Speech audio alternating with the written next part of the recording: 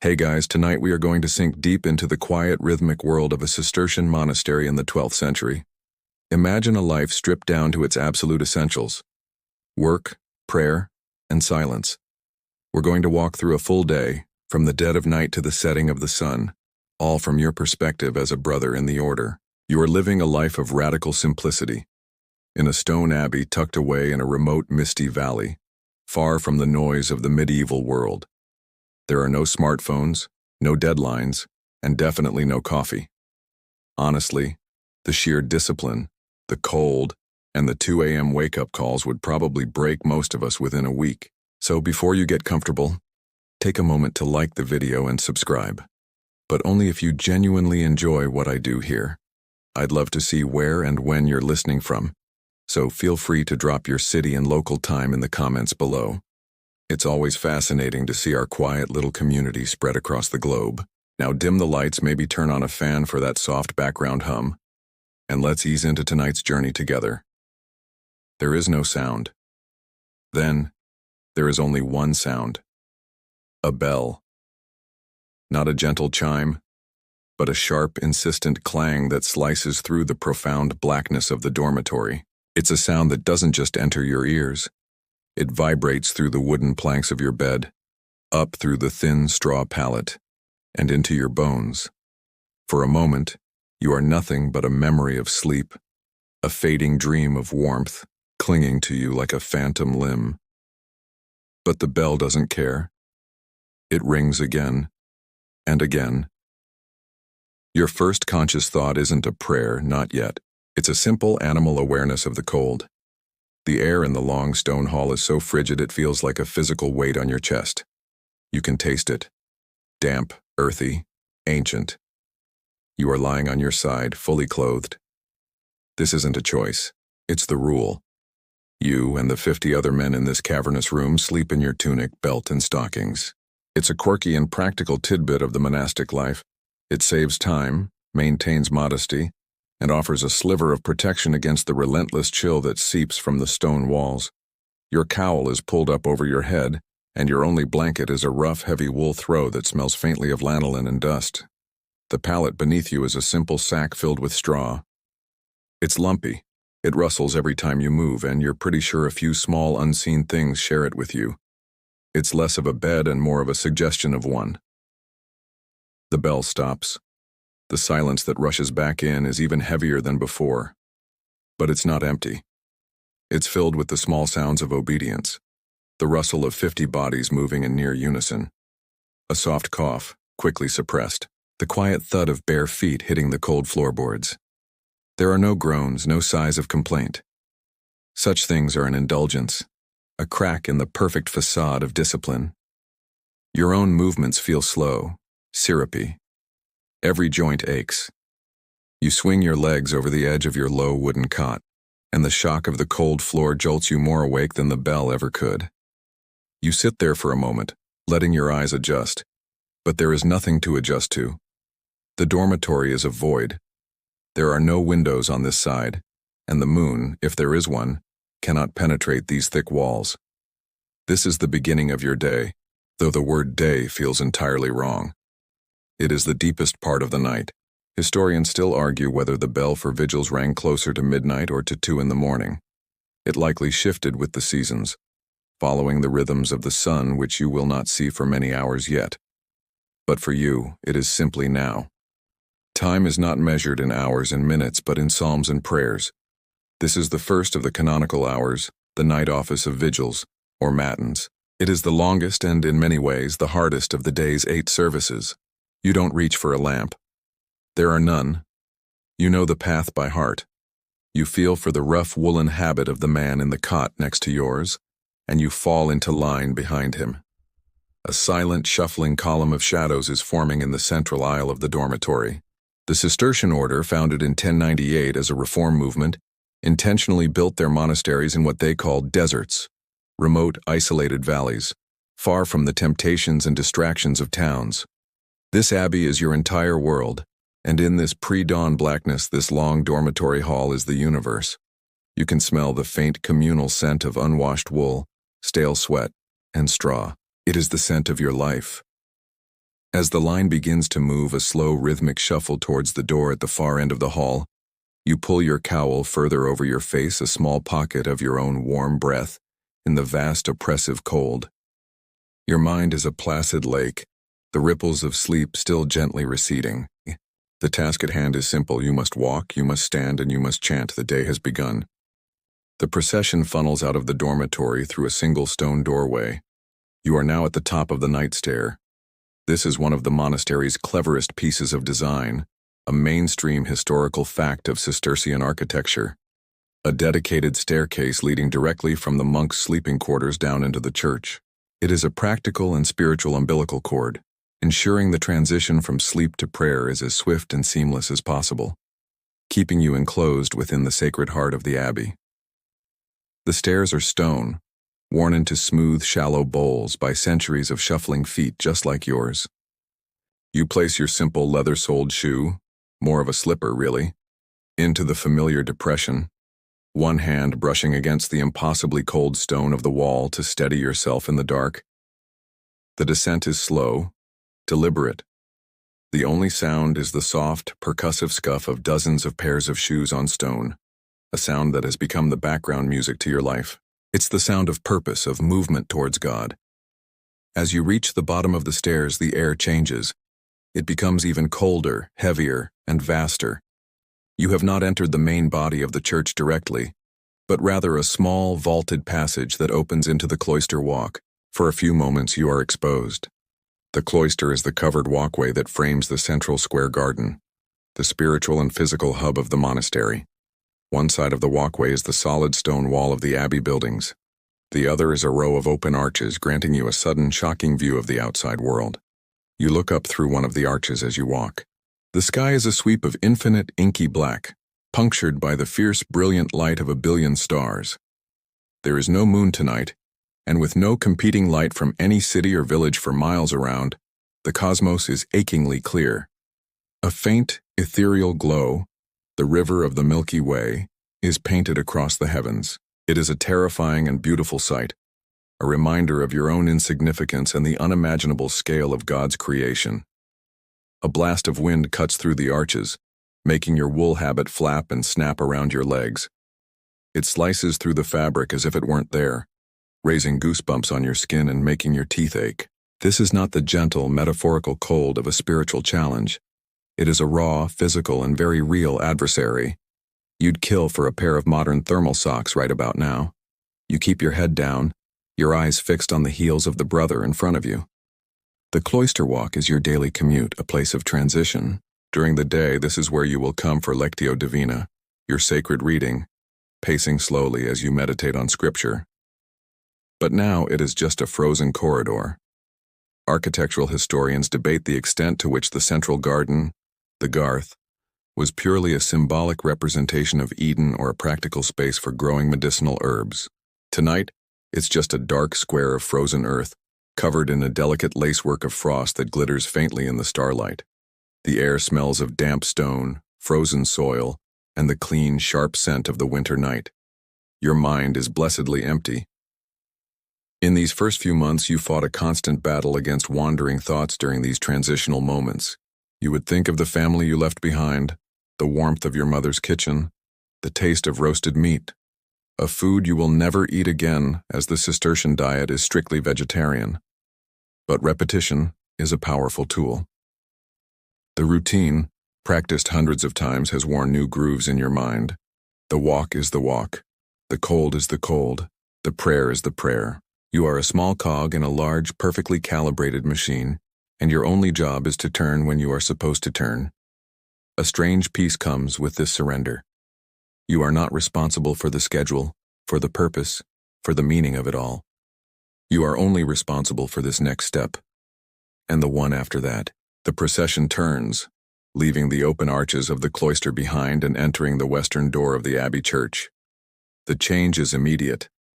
The wind is gone, but the air inside is somehow even colder, a deep, cavernous cold that has settled into the very marrow of the massive stones. The sound of your footsteps changes, the soft scuffing now magnified by the soaring vaults above, creating a cascade of soft echoes that whisper through the darkness. The air now smells of old stone, melting beeswax, and the faint sweet aroma of incense from yesterday's Mass. A ghost of holiness lingering in the chill. You are now in the nave, the vast public part of the church, but your destination is further in beyond the stone screen that separates the laity from the choir, the sacred space reserved for you and your brothers. The long vigil is about to begin. You file past the heavy stone rood screen, a partition that separates the nave from the choir. This is your domain, the inner sanctum.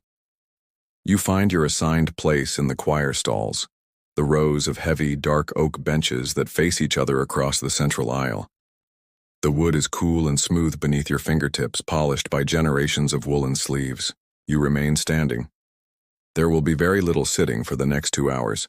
The only light comes from a few flickering tallow candles on the high altar, far at the eastern end of the church. They do little to pierce the oppressive gloom, serving more as a distant focal point than a source of illumination. Your world is reduced to the hulking shadow of the brother standing opposite you and the faint gleam of the polished wood before you. The air hangs perfectly still, so cold you can almost see your breath, a faint plume in the candlelight. Then, the silence is broken. The abbot, standing at his place at the end of the choir, intones the opening versicle in a low, clear voice. Domine, labia mea aperis. O Lord, open my lips. From the darkness, a unified response rises from 50 throats. Et os meum annuntiabit laudum tuam, and my mouth shall declare thy praise. The sound is astonishing. It's not a shout, but a resonant, perfectly blended wave of sound that fills the cavernous space, seeming to press outwards against the stone walls and upwards into the vaulted ceiling. This is the beginning of the Opus Dei, the work of God. You begin the chant. This is not the ornate, melodically complex music you might have heard in a great cathedral. Musicologists and historians still debate the precise nature of early Cistercian chant. But its guiding principle, established by figures like the famous Saint Bernard of Clairvaux, was austerity. It was deliberately simplified, stripped of embellishment, meant to focus the mind purely on the sacred text, not to delight the senses. The rhythm is fluid, following the natural cadence of the Latin words. It is a river of sound, and you are but one drop within it. You know all 150 psalms by heart. This monumental act of memorization is a core part of your training as a novice. It has to be. In this profound darkness, reading a book would be impossible. The words must be inscribed on your soul. For the first half hour, your mind is sharp. The Latin flows effortlessly. But as the service grinds on, the battle begins. Your body, still craving the sleep it was stolen from, conspires against you. Your knees ache. Your back screams. Your eyelids feel like they have lead weights attached to them. You subtly shift your weight from foot to foot. The brother across from you sways slightly, his own private struggle visible in the dim light. This is where a small, secret mercy comes into play. The hinged wooden seat of your stall is flipped up, but on its underside is a small carved ledge, a misericord, Latin for pity or mercy. It's a quirky hidden concession to human frailty, allowing you to discreetly rest some of your weight against it while still appearing to be standing fully upright. It is the 12th century equivalent of leaning against a wall during a meeting that really should have been an email. Your mind begins to drift.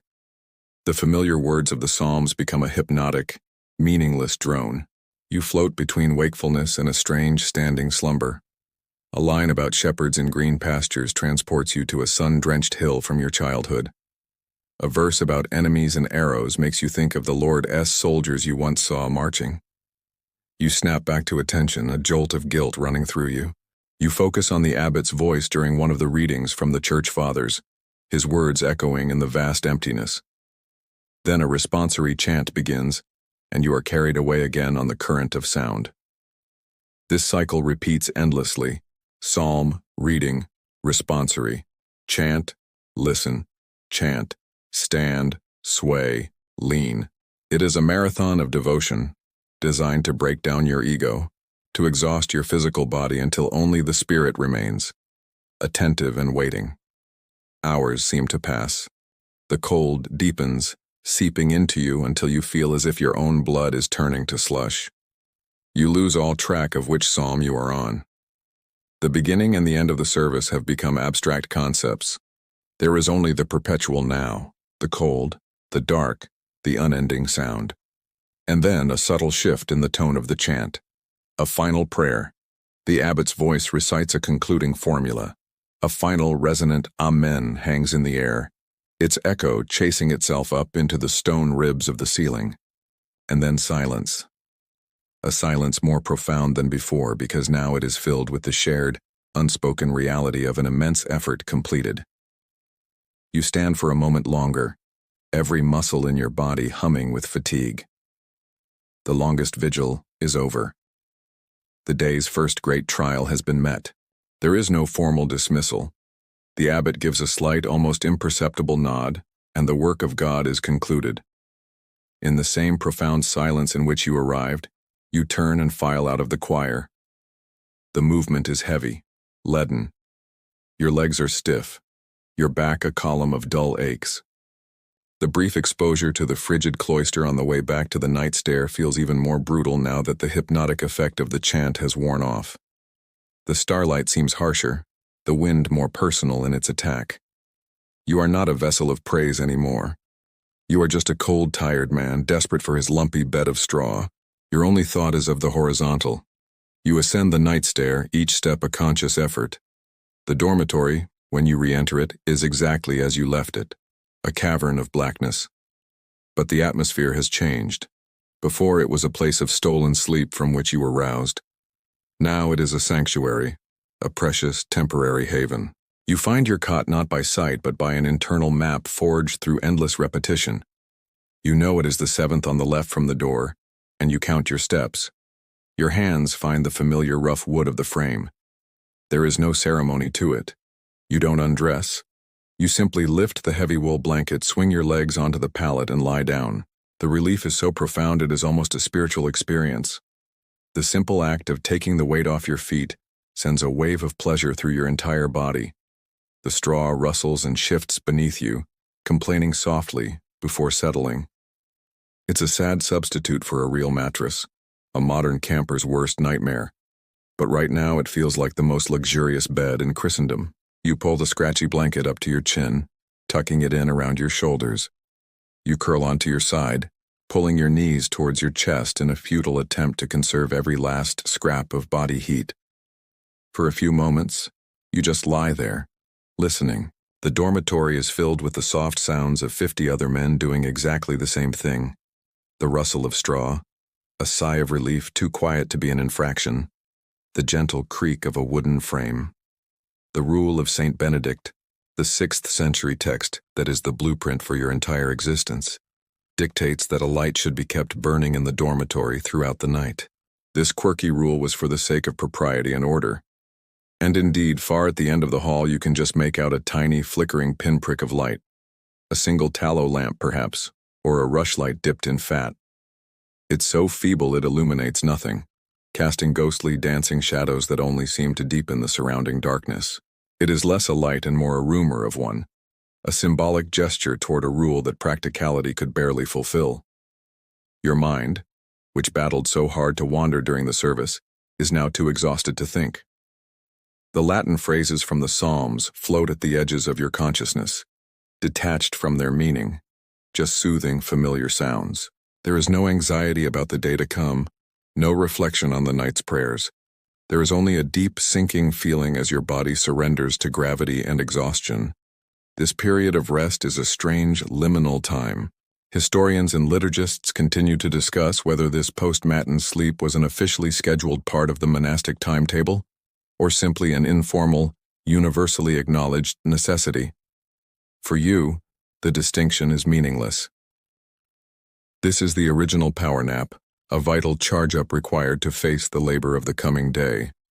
It is a lifeline. You know this respite is short. An hour, maybe 2, depending on the season. Soon another bell will ring, the one for lauds, the dawn prayer. The sun will rise, and the day's work will begin in earnest. But you push that thought away. The future is the bell's concern. not yours. Your concern is this present moment of stillness, of warmth slowly building in the cocoon of your blanket, of the hard pallet beneath you holding you up. The sounds of the dormitory fade. The pinprick of light dissolves. You are falling into a shallow, dreamless sleep, a dark, quiet pool of oblivion. It is not the deep, restorative sleep of the outside world. It is a monk's sleep, brief, earned, and held on a lease that is about to expire. You drift away, your last conscious thought a silent prayer of gratitude for the simple, profound gift of being allowed to lie down. It feels as though you have only just closed your eyes when the bell rings again. This time the sound is different. It's not the sharp, aggressive clang of the vigil's bell that shattered the dead of night. This one is rung from a different tower, perhaps, or with a different cadence. It's a gentler, more expectant sound, but no less insistent. It is the bell for lauds, the service of praise at dawn. There's no hitting the snooze button in the 12th century. The very concept is a luxury beyond your wildest imagining. There is only the bell, and the immediate, unquestioning obedience it demands. The process of waking is, remarkably, even harder this time. The brief, shallow sleep has done little more than remind your body what it's missing.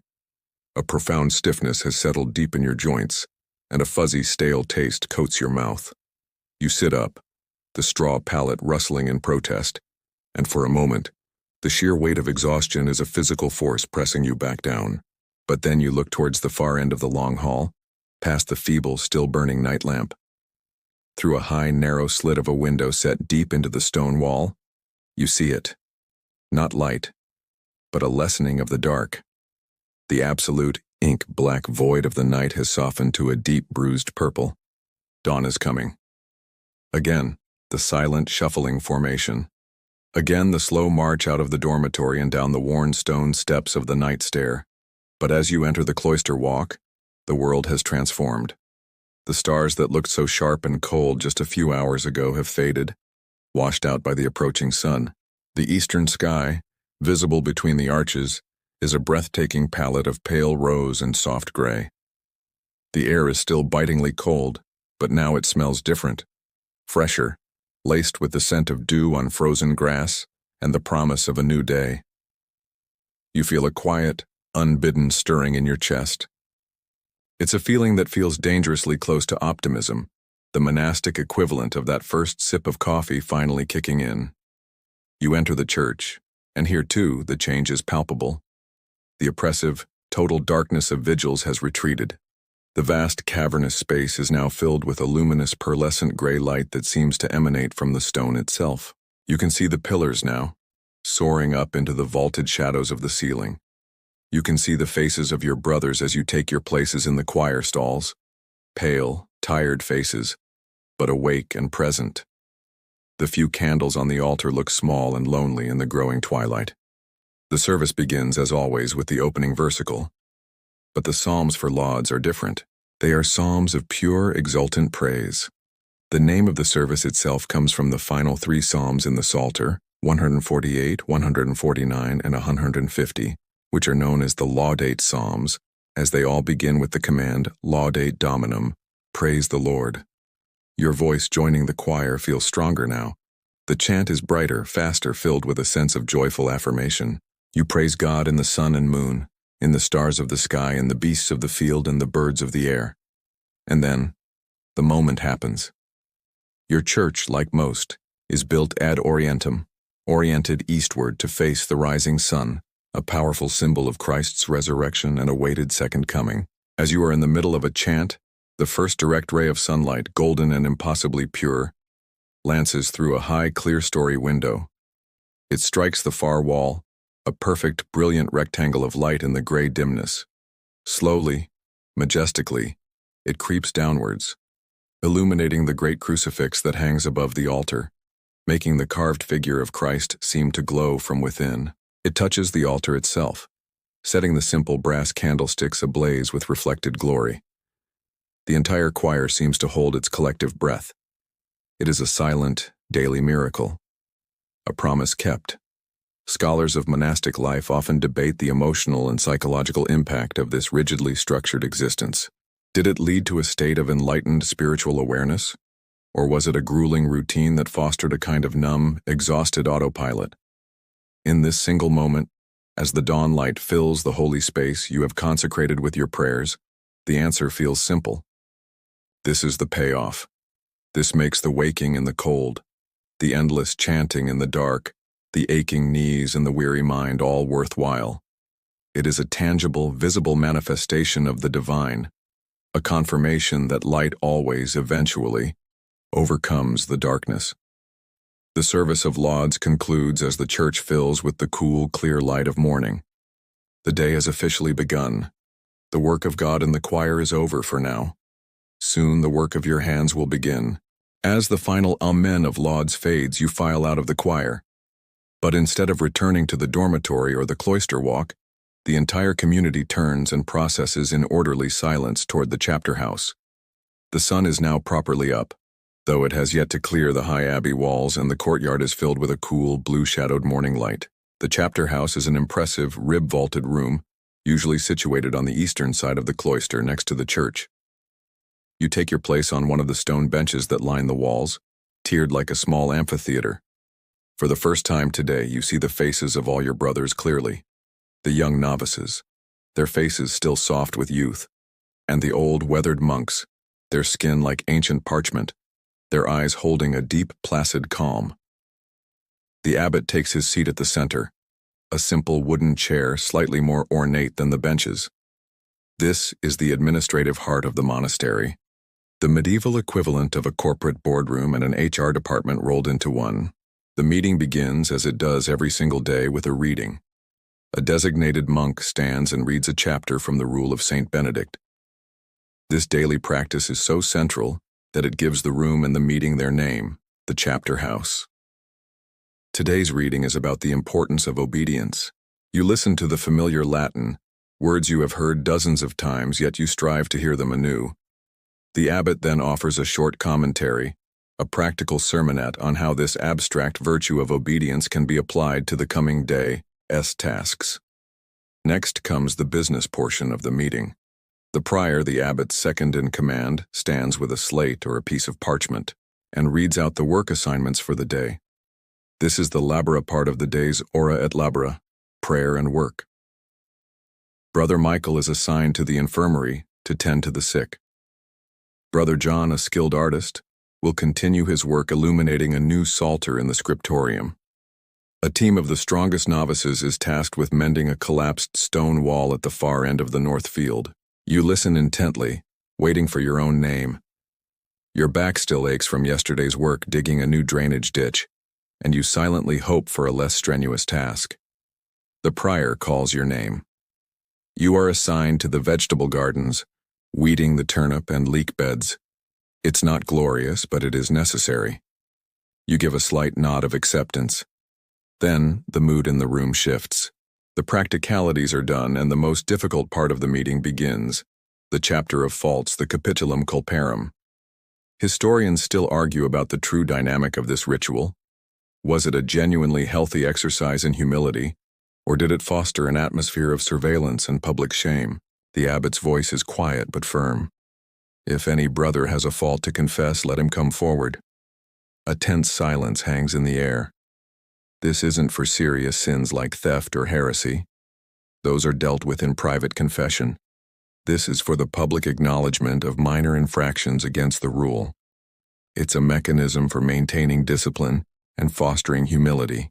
After a moment, a young novice, his face flushed with embarrassment, walks to the center of the room and prostrates himself on the cold stone floor. He speaks to the flagstones. I accuse myself, Father, of succumbing to sleep during the fourth nocturne of vigils. You feel a pang of empathy. It could have been any of you. It almost was you. The abbot's response is gentle. For your lack of vigilance, brother, you will recite the 7 penitential psalms during the work period. The novice murmurs his thanks and returns to his seat. Another monk comes forward. He confesses to breaking a ceramic bowl in the refectory due to carelessness. His penance is to eat his midday meal without a bowl, using only a trencher of stale bread. Another admits to making an impatient gesture at a brother who was walking too slowly in the cloister. The system is designed to catch the small cracks in the communal facade before they can become larger fissures. It's the absolute opposite of what happens in Vegas stays in Vegas. Here, every small stumble is brought into the light, examined, and absolved. You hold your own breath, running through a mental checklist of your own actions from the previous day. You are safe for today. The session concludes. The abbot gives a final blessing, and the meeting is over. A collective, unspoken sigh of relief seems to pass through the room. You stand, bow to the abbot, and file out into the now bright morning, your work for the day laid out before you. The time for prayer and administration is over. The time for labor has begun. You file out of the chapter house, the abbot's blessing still warm in your ears. The group of monks immediately splinters apart. There is no lingering, no chatter. Each brother, his task for the morning now clear, moves with quiet purpose. You watch as Brother John heads for the Cloister walk where the carols for writing are, while another group of monks heads toward the grange, the outlying farm that handles the bulk of the monastery's grain and livestock. Your own path takes you away from the central stone buildings of the church and cloister, toward the outer yards where the more functional, workaday life of the abbey happens. The architecture subtly changes as you walk. The finely cut, dressed stone of the sacred core gives way to simpler, more rustic buildings of timber and rougher stone. You pass the bakehouse, a warm, inviting smell of proving dough already leaking from beneath its door. You pass the workshops of the blacksmith and the cooper, the rhythmic clang of a hammer on metal echoing from within one of them. Your destination is a long, low shed where the community's tools are kept. Inside, everything is in its place. The order and discipline of the choir are reflected here. Hoes, rakes, and sickles hang in neat rows, their blades clean and sharp, their wooden handles worn smooth with use. There is a deep respect for these objects. They are not mere tools, but extensions of the divine command to work the earth. You find your hoe, its familiar weight a comfort in your hands, and join the small group of brothers also assigned to the gardens. Together, you walk out past the final stone wall of the inner monastery and into the open expanse of the kitchen gardens. The scale of the operation is impressive. This is far more than a simple vegetable patch. Neat, meticulously tended rows of cabbages, onions, leeks, turnips, and beans stretch out in a vast, orderly grid. This is a core tenet of the Cistercian way. You are to be entirely self-sufficient, carving a productive and holy life out of the wilderness with your own hands. Indeed, the Cistercians were famous throughout Europe as agricultural innovators. They transformed swamps into fertile pastures and managed forests with a skill that was centuries ahead of its time. This sprawling garden, with its clever irrigation channels diverting water from a nearby stream, is a testament to that legacy. It's the ultimate farm-to-table lifestyle, just without the fancy restaurant prices. Your task is in the turnip beds. The morning sun is beginning to feel warm on your back as you find your assigned row. You hitch up the hem of your heavy wool tunic, tucking it into your belt to keep it from dragging in the mud. Then you get down on your knees. The damp, dark earth smells rich and alive. Your work is simple, repetitive, and essential. To distinguish the tender green shoots of the young turnips from the insidious, tangling weeds that threaten to choke them. Your fingers, already calloused, begin the methodical work of plucking and pulling. Your hoe is for the larger, more stubborn intruders between the rows. At first your mind rebels. The work is tedious. Your back, already sore, begins to protest. Your knees ache against the hard ground. You find yourself thinking of the chapter of faults, of the nap you wish had been longer, of the distant sound of the blacksmith's hammer. But as the minutes stretch into the first hour, a change occurs. The rhythm of the work takes over. Pluck, pluck, scrape, pluck, pluck, scrape. Your thoughts begin to dissolve, replaced by a simple, intense focus on the task at hand. This root or that, this leaf a turnip or a thistle. The Cistercian founders believed that this kind of manual labor was not a punishment, but a vital form of prayer, a way to humble the body and discipline the mind. Nearby you can hear the low, contented hum of bees from the dozen or so skeps, dome-shaped hives made of straw, that sit along the garden wall. They are a quirky but vital part of the abbey's economy, providing not only honey, your main source of sweetness, but also the pure beeswax required for the tall, clean-burning candles that light the altar. Your sacred life is fueled by the work of these tiny creatures. Economic historians continue to debate the degree to which the Cistercians' famous commercial success, especially with wool and land, was a deliberate goal or an accidental result of their intense focus on disciplined work. Looking at the bees, it seems simple. You do the work God has given you diligently and well, and abundance follows. You are lost in the rhythm, another brother kneeling 20 feet down the row from you, both of you working in a shared, silent understanding. The sun climbs higher. The world shrinks to this small patch of earth, your hands, and the endless battle against the weeds. The sun is higher now, warming the back of your neck. The initial aches in your knees and back have subsided into a dull, familiar thrum, the rhythm of your body at work. You are so engrossed in the methodical task of weeding that the world has shrunk to the length of your own arm. The sounds around you are the gentle symphony of labor, the soft tear of roots from the earth, the metallic scrape of a hoe on stone, the distant bleating of sheep, and the ever-present hum of the bees. What is entirely absent is the sound of the human voice. This profound silence is not an accident. It is a foundational pillar of your existence, a tool for cultivating inner stillness and preventing the kind of idle chatter that distracts the soul from God. But life requires communication. Tools are needed, instructions must be clarified, assistance must be sought. How do you ask for help in a world without words? You are about to find out. As you clear a particularly dense patch of chickweed, your fingers brush against something hard and flat just below the surface of the soil. Curiosity piqued, you dig around it with your hands. It's a large, heavy flagstone, probably part of an old, forgotten path. It's too heavy for you to lift alone, and it's right in the middle of the turnip bed. It has to be moved. You look up and catch the eye of Brother Thomas, who is working a few rows over. You don't shout or wave frantically. You simply raise your hand, palm open, a quiet and universally understood gesture for a moment. He stops his work, his face a mask of placid inquiry.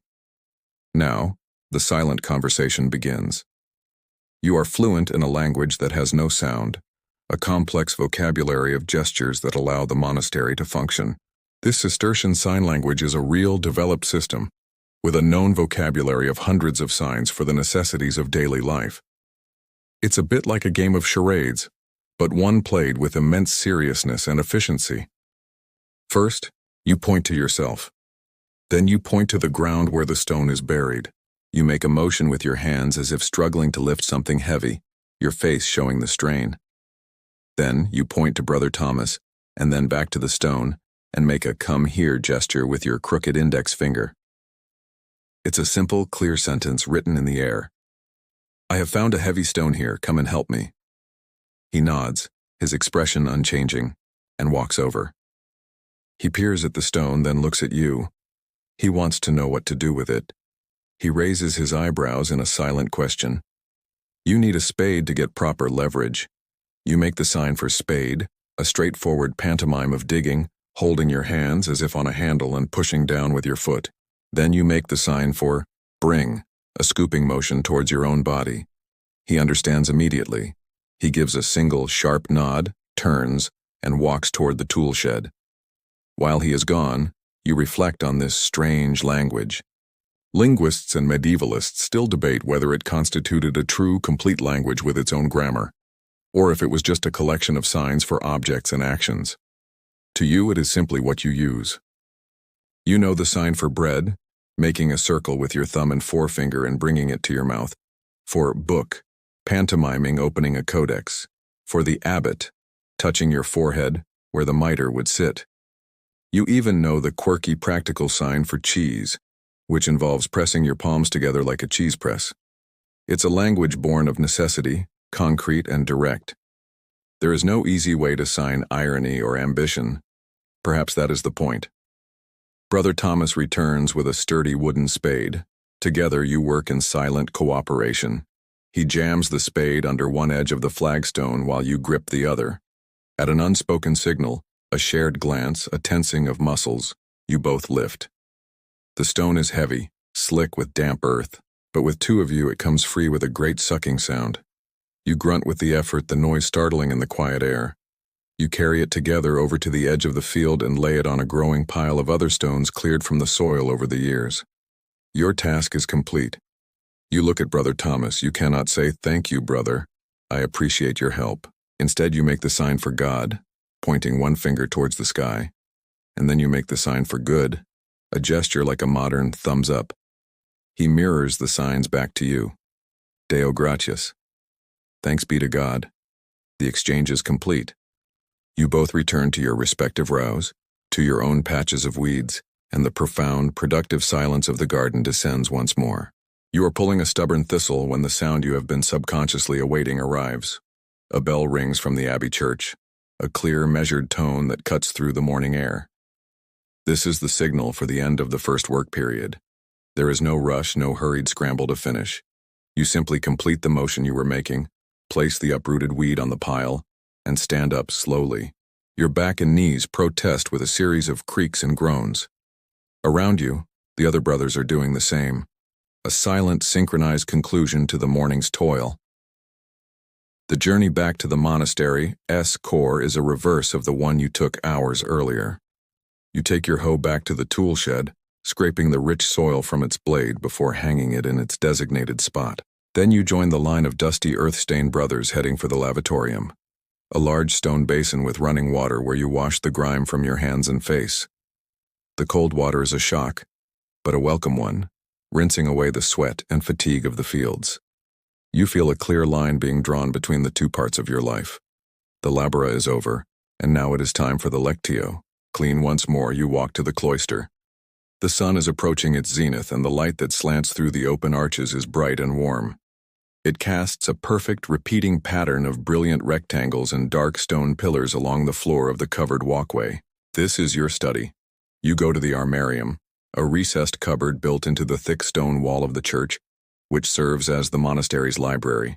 It is not a grand room, but a simple, secure home for the community's most precious treasures.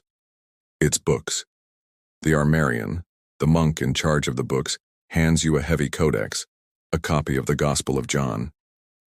You take the book, this original tablet with its infinite battery life, and find a quiet spot on a stone bench in the sunlit part of the cloister. The book itself is an object of reverence.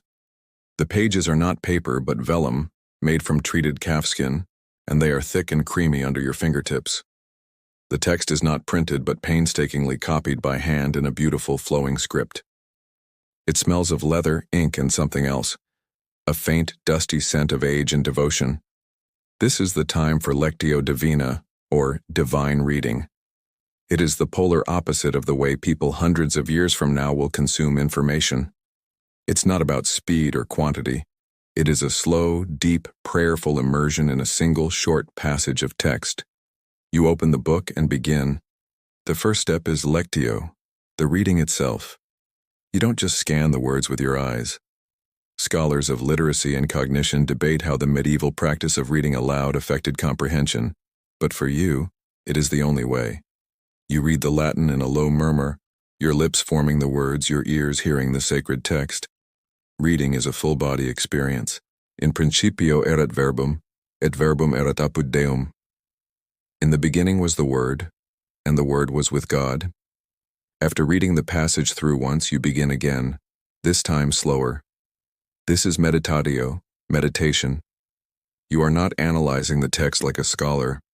You are chewing on it, as the old church fathers would say, like a cow chewing its cud. You are looking for a word or a phrase that shimmers, that seems to stand out and speak directly to you. Today, the word that catches you is apud, not just with God, but dwelling near, in the presence of, alongside. You repeat the word quietly to yourself. Apud. Apud. What does it mean to be apud Deum, to be alongside God?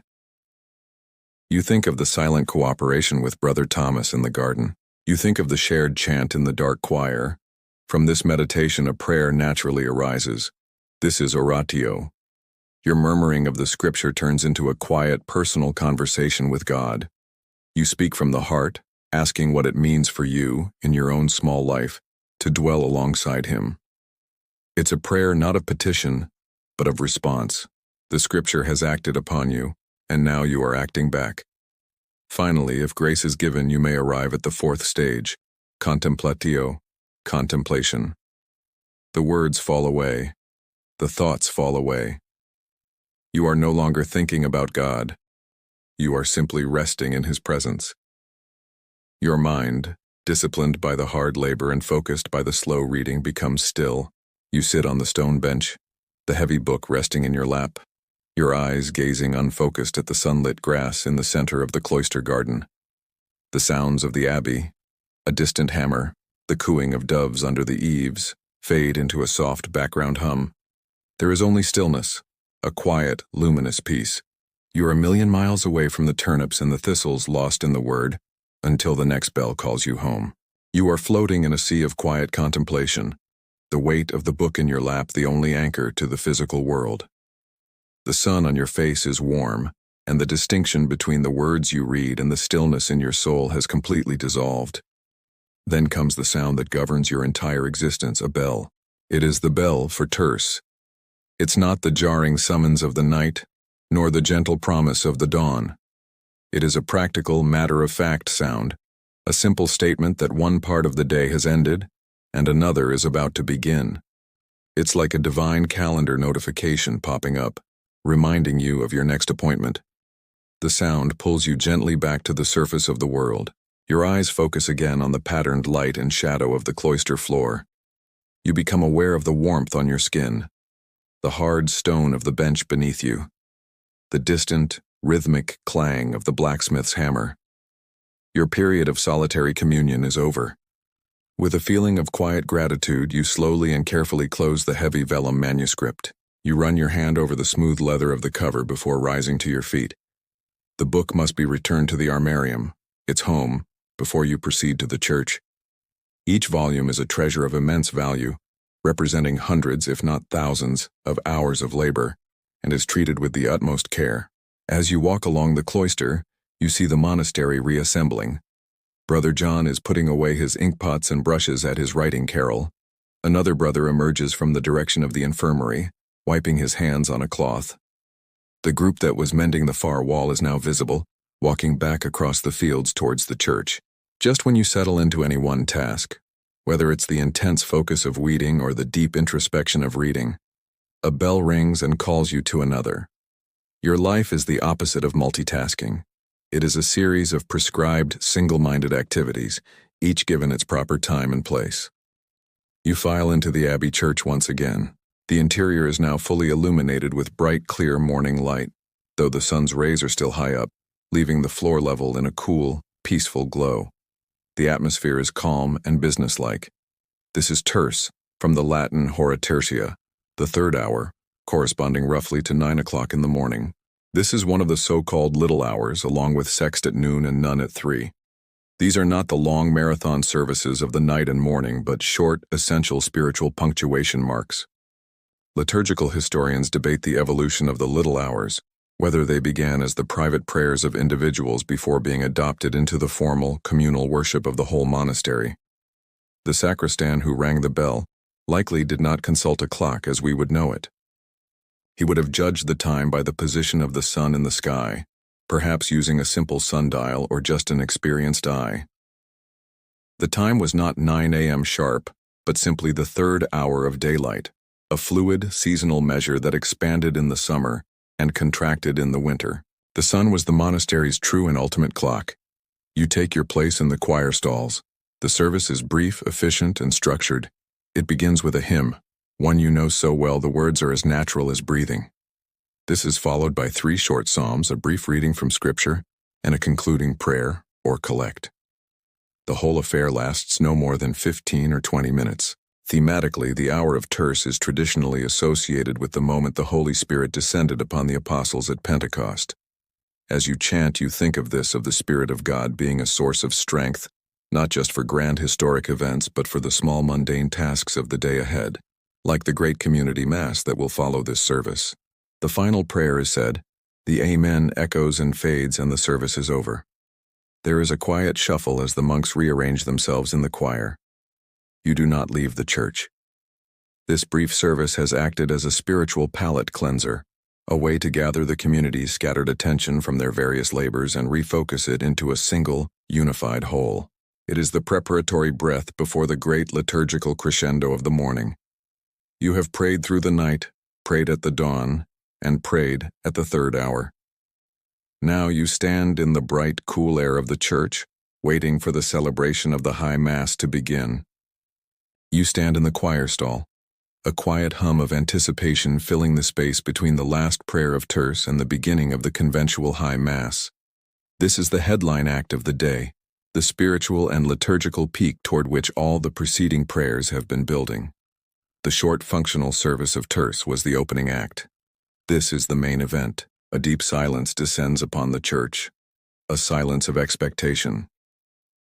From your position, you have a clear view of the high altar through the forest of pillars and arches. You also have a clear view of the rood screen, the ornate stone or wooden partition that separates you and the sacred action in the choir from the empty nave beyond. Art historians and theologians still debate the significance of this screen. Was it to preserve your sacred enclosure, to heighten the mystery for any layperson present, or to reinforce the separation between cleric and laity? For you, it is simply the boundary of your world. The sound of a small bell from the sacristy, the room where the sacred vessels and vestments are kept, signals the start. A slow, solemn procession emerges. First come the acolytes, the servers carrying tall candles that flicker in the cool air of the church. Then the thurifer, swinging a censer from which billows a cloud of fragrant smoke. The smell of the incense, sweet, woody, and resinous, fills the church, a scent wholly different from the everyday smells of earth and wool. It is the smell of heaven, a welcome change from the aroma of damp turnips. Finally come the celebrant, the priest who will say the Mass, flanked by a deacon and subdeacon. They are dressed in ornate vestments of silk, perhaps a deep green or a solemn violet depending on the liturgical season. Their rich fabrics a stark contrast to your own simple, undyed wool habit. They process to the high altar, bow deeply, and the Mass begins. The liturgy is a sacred drama, a highly choreographed performance in which you have played your part thousands of times. You chant the Kyrie eleison, the ancient Greek plea for mercy. You listen as the subdeacon chants the epistle, a reading from one of the New Testament letters. You then respond by chanting the gradual, a complex and often beautiful melody that serves as a meditation between the readings. The entire service flows in a rhythm of call and response, action and contemplation. The liturgical drama builds towards its climax, the liturgy of the Eucharist. The bread and wine, the simple elements of a peasant's meal, are brought to the altar. The celebrant offers them to God while the incense is used again. The thurifer censing the offerings, the altar, the clergy, and finally, the entire choir. The sweet smoke washes over you, a form of non-verbal blessing. The preface to the Eucharistic prayer begins and you join the choir in chanting the Sanctus. Holy, holy, holy Lord God of hosts, heaven and earth are full of thy glory. Now the most sacred moment arrives. An acolyte rings a small high-pitched bell, its clear tone cutting through the chant. A hush falls. The celebrant leans over the bread and recites the words of consecration. According to the doctrine of the Church, at this instant a miracle occurs. The bread is transformed into the very body of Christ. This belief in transubstantiation was a topic of great theological focus during your era, and it is the absolute heart of your faith. The priest elevates the consecrated host high above his head for all to see. You bow your head in adoration. The bell rings again as he elevates the chalice now containing the blood of Christ. After the Lord's Prayer, the time comes for the kiss of peace. But in the disciplined all-male environment of the monastery, a literal kiss could be a source of distraction. Instead, you observe a quirky and practical solution. The priest kisses a small, decorated tablet of wood or ivory, the pax braid, which is then presented to the deacon, who presents it to the next monk, and so on down the line. You in turn press your lips to the cool, smooth surface of the tablet, a symbolic proxy kiss that unites the entire community without disrupting its austere order. You then file forward to receive communion, a small, thin wafer of unleavened bread that the priest places on your tongue. The taste is simple, papery, but the meaning is infinite. You return to your stall, your head bowed in silent prayer and thanksgiving. The Mass winds down with concluding prayers and a final blessing. The priest chants the dismissal, Ite, missa est. Go, it is sent, or go, you are dismissed. You and the choir respond with the final chant of the morning, Deo gratias, thanks be to God. The procession reforms and returns to the sacristy. The candles are extinguished. The High Mass is over. You feel a sense of profound peace and spiritual renewal, a quiet joy that will sustain you through the long afternoon of work that is still to come. The solemnity of the High Mass recedes, and as you file out of the church, the day's practical rhythm reasserts itself. There is still a period of work to be completed before the sun reaches its peak and the bell calls you to the midday meal. Though on this day your hands are stained with the good soil of the garden, on many other days your assignment takes you to a place of even deeper silence, a place where the work is not of the body but of the eye and the hand. On those days you go to the scriptorium. The scriptorium is not a grand hall, but a long, narrow room, often situated along one of the cloister walks to take advantage of the steady northern light. Silence here is not just a general rule, it is an absolute ironclad law. Even the sign language you use in the fields is discouraged here, lest a gesture distract a brother from his delicate work. This room is the monastery's memory, its hard drive, a pre-digital server farm where the intellectual and spiritual inheritance of Christendom is painstakingly copied, one letter at a time. Your workstation is a simple, slanted wooden desk. You begin by assembling your tools. A sharpened goose quill, your pen, a knife for making fresh cuts in the quill's nib to ensure a clean line, and another, with a rounded blade, for the terrifying task of scraping away errors from the surface of the parchment. There are pots of ink, which you yourself help to make. The black ink is a simple, durable mixture of soot, often from burning oil lamps, hence lampblack, and a binder like gum arabic. The red ink, used for headings, or rubrics, is made from minerals like cinnabar or red lead. Your task today is to copy a page from the book of Isaiah. The exemplar, the master copy you are working from, lies open on a stand beside you. Your own fresh sheet of vellum, pale and smooth, is stretched before you. The first step is to rule the page, using a sharp point to press faint, invisible guidelines into the vellum, ensuring your text will be perfectly straight and evenly spaced. This preparation alone can take a considerable amount of time. Then you dip your quill into the black ink. The only sound in the entire room is the gentle, rhythmic scratching of a dozen quills on parchment.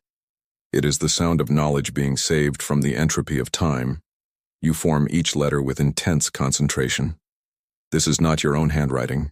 You are meticulously replicating a formal, established script. Paleographers, the experts who study such things, still debate the methods used to achieve such incredible consistency, not just on a single page, but across entire volumes copied by multiple scribes. It is a testament to a discipline so profound, it seems to erase the individual hand of the copyist. The work is incredibly slow. A single page might be a full day's labor. Your back begins to ache from leaning over the desk. A cramp forms in your writing hand, a condition known to scribes as the writer's palsy.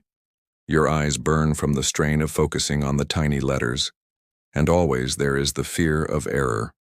Making a mistake is a minor disaster. There is no delete key, no bottle of whiteout. An error means stopping, taking your scraping knife and carefully, patiently, abrading the top layer of the animal skin until the offending ink is gone, being careful not to create a hole. It's the medieval equivalent of hitting reply all to a company-wide email, a very public, very frustrating mistake to fix.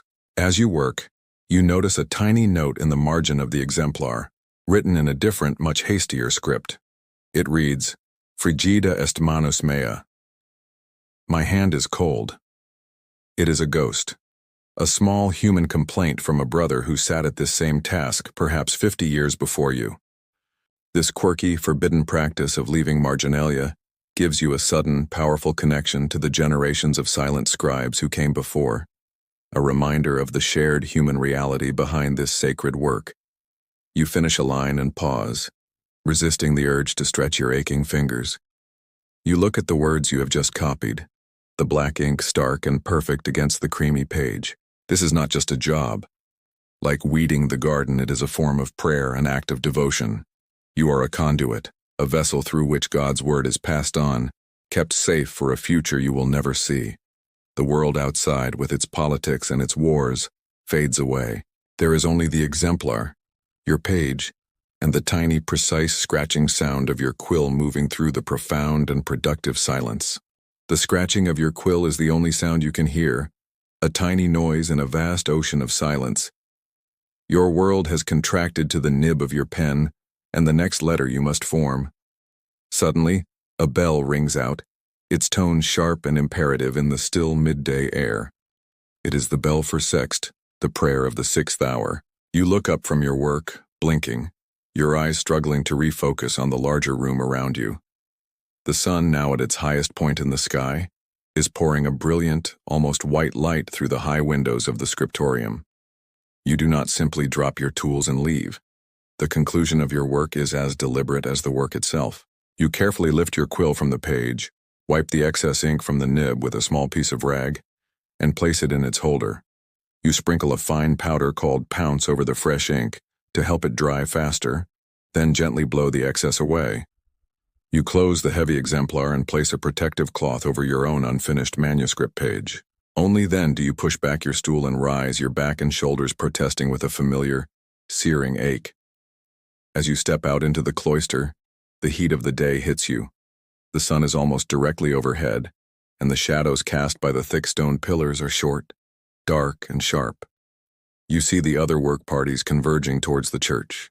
The brothers from the fields look tired, their faces ruddy from the sun, their habits darkened with sweat. You and the other scribes are pale and stiff, emerging from the cool dimness of the scriptorium, like creatures from a cave.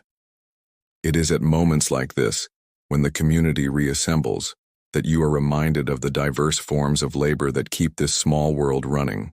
The sacristan who rang the bell would have known the time with certainty. On the south-facing wall of the church, a quirky and simple clock is carved directly into the stone, a scratch dial. It's a crude sundial, with lines radiating from a central hole where a wooden peg or gnomon would be placed. The shadow cast by the gnomon would fall upon the line marked Viri, telling him that the 6th hour had arrived. Historians of science and technology debate the sophistication of such timekeeping methods, but for monasteries, whose entire life was governed by a strict schedule of prayer, this need for order was a powerful driver of innovation, eventually leading to the development of the first mechanical clocks. You enter the church, the cool, stone-scented air a blessed relief from the oppressive midday heat. The light inside is bright but indirect, filtering down from the high clear-story windows. You take your place in the choir stall, your stomach rumbling with an embarrassing loudness in the sacred quiet. You haven't eaten a single thing since the simple meal of the previous evening, nearly 18 hours ago. This is the point in the day where a modern person might be fighting off a post-lunch slump, but you are running on the fumes of a few hours of broken sleep and the spiritual sustenance of prayer. Sext, like terce, is a little hour, a brief but important pause. Its structure is the same, a hymn, 3 psalms, a short reading, and a prayer. But its character is different. The 6th hour, high noon, is traditionally held to be the hour when Christ was nailed to the cross. The psalms chosen for this service are therefore often more somber, more penitential in tone. They speak of suffering, of trust in God in the midst of trial. As you chant the familiar Latin, you try to focus on the words, to meditate on their meaning. But the physical reality of your empty stomach is a powerful distraction. The prayer becomes a small act of will, a choice to focus on the spiritual over the physical, even as your body clamors for sustenance. The service is over almost as soon as it began. The final Amen is pronounced, but this time you do not disperse back to your various workplaces. The work of the morning is officially done. The prayer of midday has been offered. Now the entire community stands in the choir, poised and ready. The brief, solemn prayer of sext has served as a gateway, a moment of spiritual preparation before you attend to the needs of the body. You turn not towards the cloister or the workshops, but in a silent, orderly procession towards the refectory, the great dining hall, for the main meal of the day.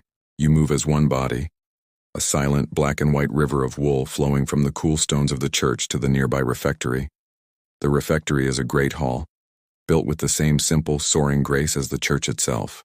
Its high timbered ceiling and tall, narrow windows are designed to lift the spirit, a reminder that even the most mundane of human activities, like eating, is to be done in the presence of God. Long, heavy trestle tables, worn smooth by centuries of use, are arranged in rows with simple backless benches on either side. You take your assigned place. On the table before you is a simple setting: a wooden bowl, a horn or wooden spoon, a cup, and a rough-spun linen napkin. There are no knives at the table for the common monks. The bread is pre-cut, a precaution to prevent any potential for violence in a large, disciplined community. The abbot takes his seat at a raised table at the far end of the hall, overlooking his flock. He waits until every monk is standing silently in his place.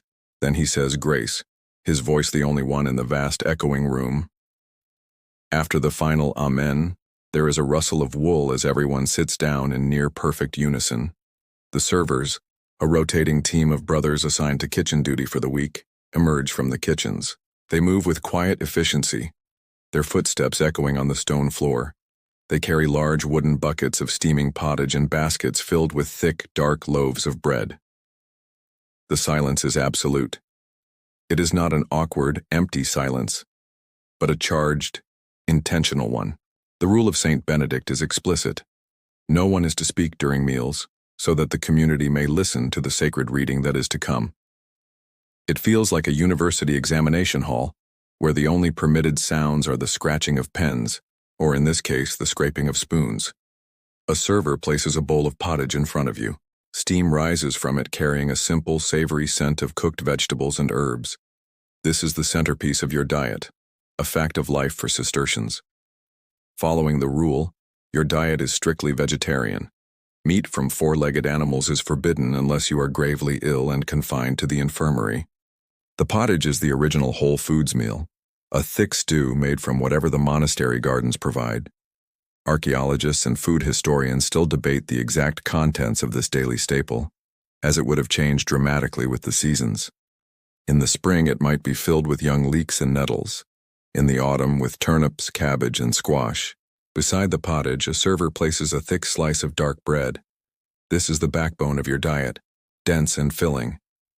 You also have a beaker of drink, not water, but a cloudy, very weak ale. It's safer to drink than the local water might be, and provides some much-needed calories. The rule specifies a daily allowance for each monk, a measured portion of bread and drink. Waste is a sin, and gluttony a vice to be avoided at all costs. You are given enough to sustain you for the day's labor, and no more. You pick up your spoon and take the first mouthful. The pottage is hot, hearty, and profoundly bland. There is no pepper, a spice more valuable than silver. Salt, another expensive luxury, is used only sparingly in the kitchen. The taste is of the earth, the sweetness of carrots, the bitterness of some greens, the mushy comfort of cooked-down lentils or beans.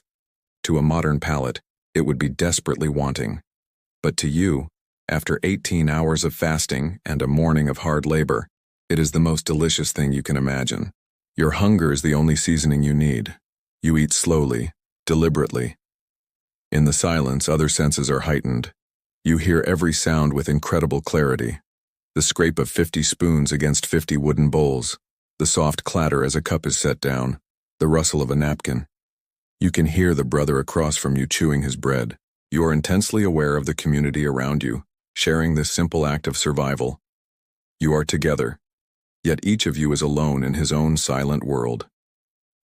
The meal is not for pleasure, not for conversation or fellowship in the way the outside world understands it. It is fuel. It is a humble, necessary, and strangely peaceful ritual at the very center of your long and ordered day. As you eat your pottage, your mind focused on the simple, satisfying task of appeasing your profound hunger, you become aware of the only sanctioned sound in the refectory.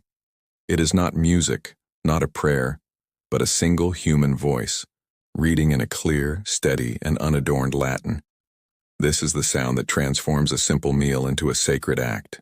The practice is a direct instruction from the rule of Saint Benedict, which commands that at the table of the brothers, reading should not be wanting.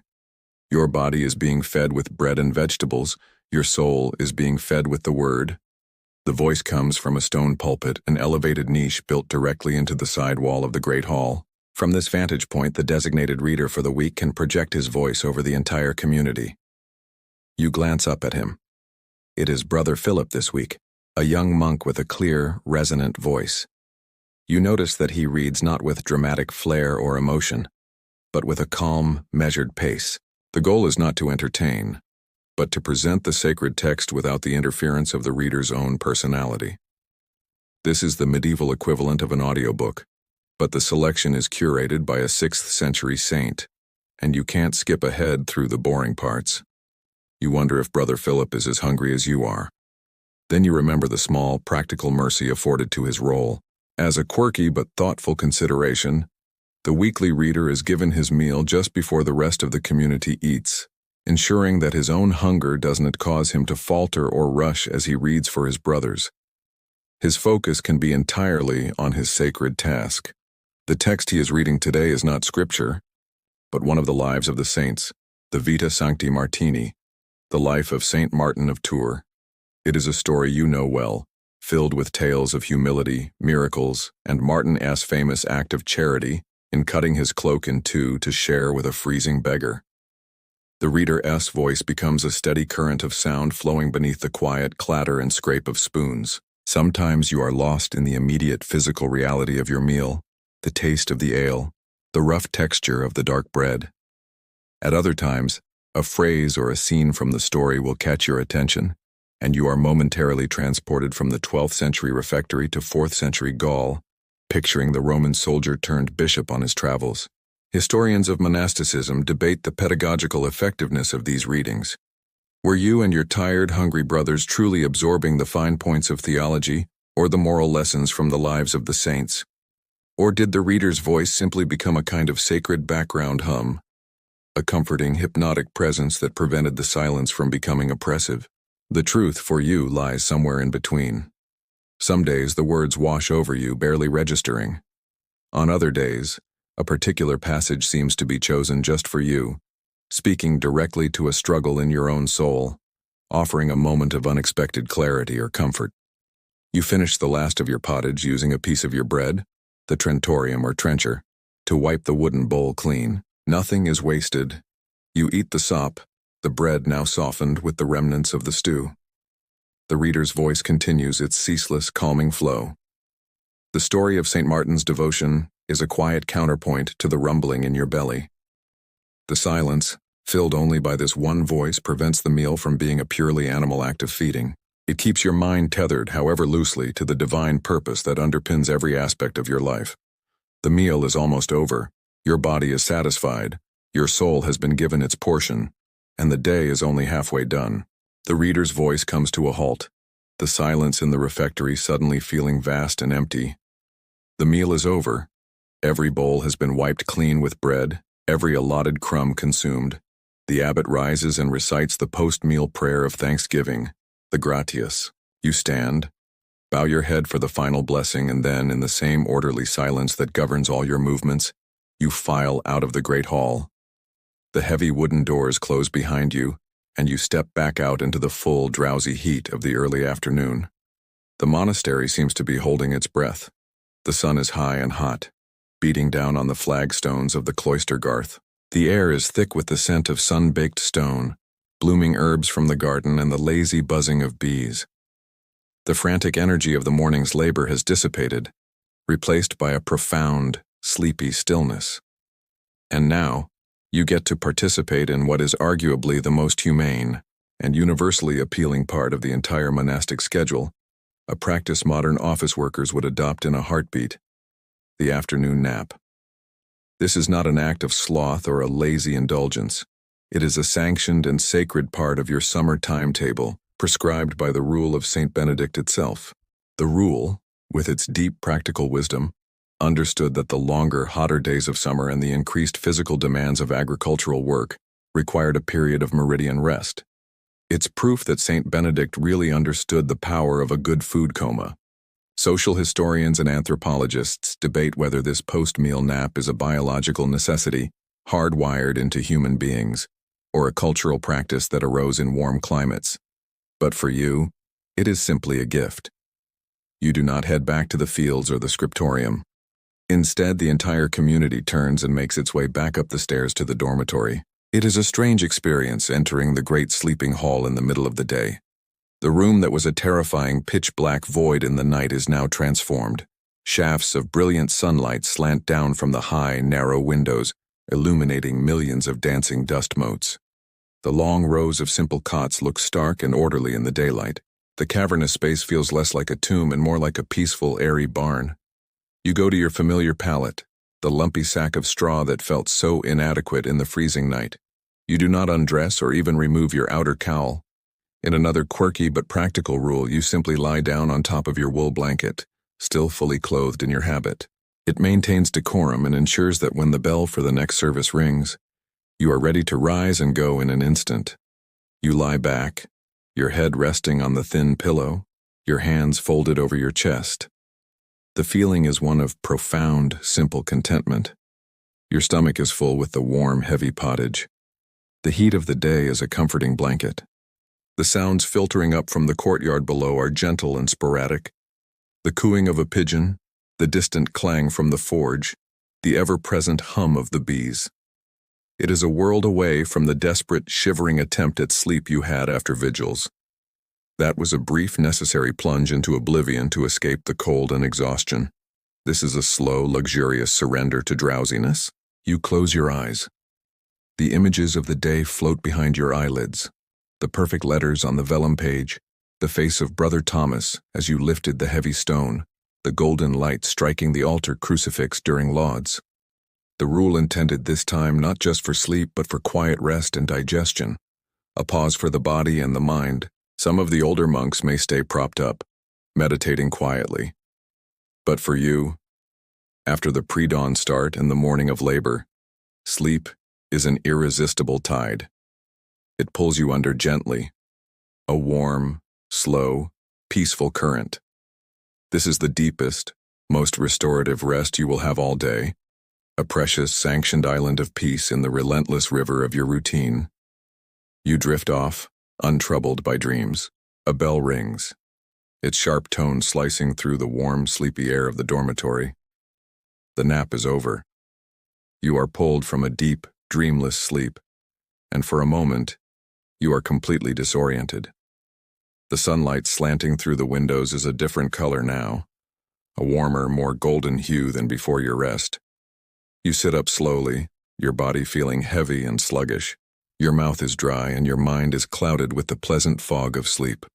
This is the famous post-lunch slump, a feeling that transcends centuries, but there is no iced coffee or sugary treat to help you fight it off. There is only the bell and the work that awaits. You rise from your cot, adjusting your tunic and pulling your cowl back over your head. The other monks are doing the same, a series of slow, groggy movements. The procession down the stairs and out into the cloister is noticeably less energetic than it was in the morning. The monastery, which was so still and quiet during your nap, is now stirring back to life, but it is a reluctant, heavy sort of life weighed down by the afternoon heat. You head back towards the gardens, your footsteps scuffing in the dust. The heat is oppressive. The sun is beginning its long descent towards the west, but its rays are still powerful, beating down and reflecting off the pale stone of the abbey walls. Your simple wool habit, which offered a welcome defense against the pre-dawn chill, now feels like you're wearing a heavy blanket. It is decidedly not a moisture-wicking performance fabric. As you walk, you throw your cowl back off your head, a common and practical concession to the heat during periods of labor. The breeze on the back of your neck is a small but significant mercy. When you reach the turnip beds, the change from the morning is stark. The damp, dark soil has been baked by the sun into a dry, crumbly crust. The air, which smelled fresh and green, is now thick with the dusty scent of dry earth and the drowsy, sweet perfume of sun-baked weeds. The work is waiting for you exactly where you left it. You pick up your hoe, its wooden handle warm to the touch, and get back down on your knees. The first 20 minutes are pure misery. Every muscle protests. Your full stomach makes bending over uncomfortable. The glare of the sun is intense, and sweat begins to trickle down your temples and the back of your neck. The rhythmic, meditative state you achieved in the morning seems impossible to recapture. This is simply a grind. This is the labora, the work, stripped of any romance. It is a core part of your Cistercian identity, the belief that hard physical labor grounds the soul in humility. Right now it just feels like a long, hot afternoon of pulling weeds. In the distance, across the valley, you see a different group of men working a field with a team of oxen. They are the lay brothers, the conversi. They are a vital part of the Cistercian monastery men who take vows of poverty, chastity, and obedience, but whose lives are dedicated almost entirely to manual labor, rather than the full 8 services of the divine office in the choir. Historians and archaeologists debate the extent to which these lay brothers performed the majority of the heavy lifting on the vast Cistercian estates, but there is no question their labor was essential. They are the engine that powers this entire enterprise. Slowly, reluctantly, your body finds the rhythm again. Scrape, pluck, pull. Your mind empties of everything but the task. The heat, the sweat, the aching back. They all merge into a single, monotonous reality. The sun crawls across the sky with agonizing slowness. You are no longer thinking about God or meditating on Scripture. You are thinking about the next weed and the one after that. You are focused on the promise of the next bell, the one that will signal the afternoon prayer and a brief, blessed pause. This is the other side of the spiritual coin. Not the soaring ecstasy of prayer, but the simple, dogged endurance of a body pushing through weariness and discomfort, one moment at a time. The work continues. The sun is a heavy weight on your back, the work a seemingly endless cycle of bending and pulling. Your movements are mechanical, your mind a dull blank, focused only on enduring the heat and the ache in your muscles. And then, it comes. The sound you've been longing for. The bell for none rings out across the monastery, its clear, steady tone signaling a reprieve. It is the voice of a merciful God, or at least a very well-regulated heavenly human resources department mandating a 15-minute break. You stop work immediately, the half-plucked weed still in your hand. You drop it, and slowly, painfully, straighten your back. The relief is so intense it makes you dizzy for a moment. You press your dusty hands into the small of your back and stretch, groaning softly. Around you, the other brothers in the garden are doing the same. A collection of weary, earth-stained figures rising from their crouch. There is no time to go to the lavatorium to wash. The break is brief, the prayer essential. You are to come as you are. You leave your hoe resting against a stone wall and fall into line with the others, walking back towards the heart of the abbey. Your habit is dark with sweat and streaked with dirt. Your face is grimy, and you can taste the dust in your mouth. This prayer will not be an offering of a clean heart in a clean body, but a raw, unfiltered offering of your exhaustion and toil. The light has changed dramatically.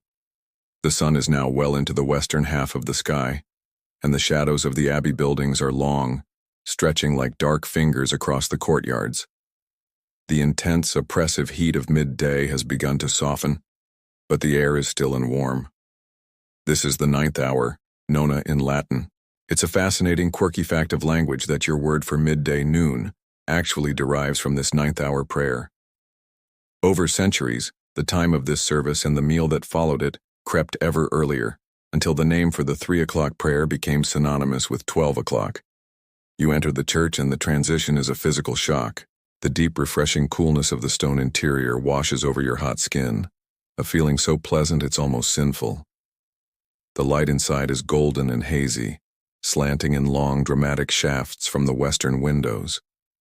The church, which was bright and businesslike for Sext, is now returning to the mystery and shadow you knew from the night. You take your place in the choir. The service of none is structured just like terce and sext. A hymn, 3 psalms, a reading, a prayer, and it is just as brief.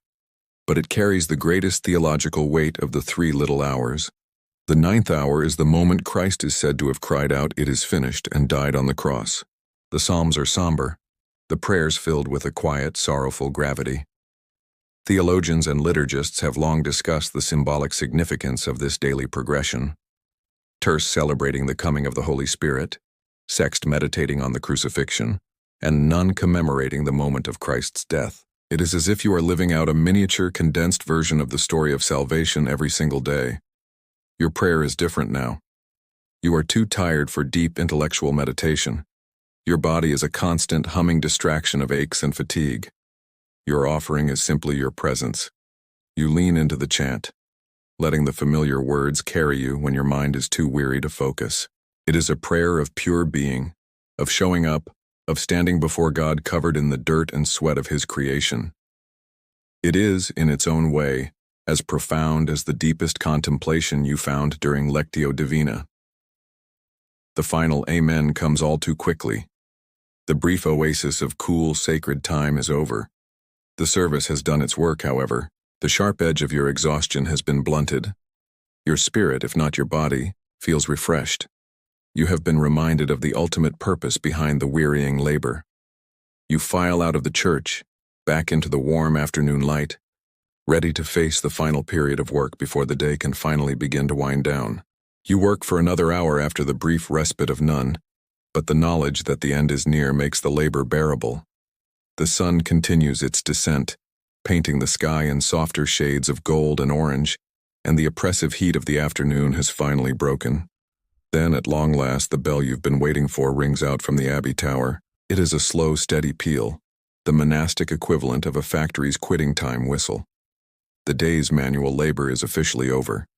With a final, heartfelt sigh of relief, you drop the last weed and push yourself to your feet for the last time. A profound sense of accomplishment settles over you, quiet and deep.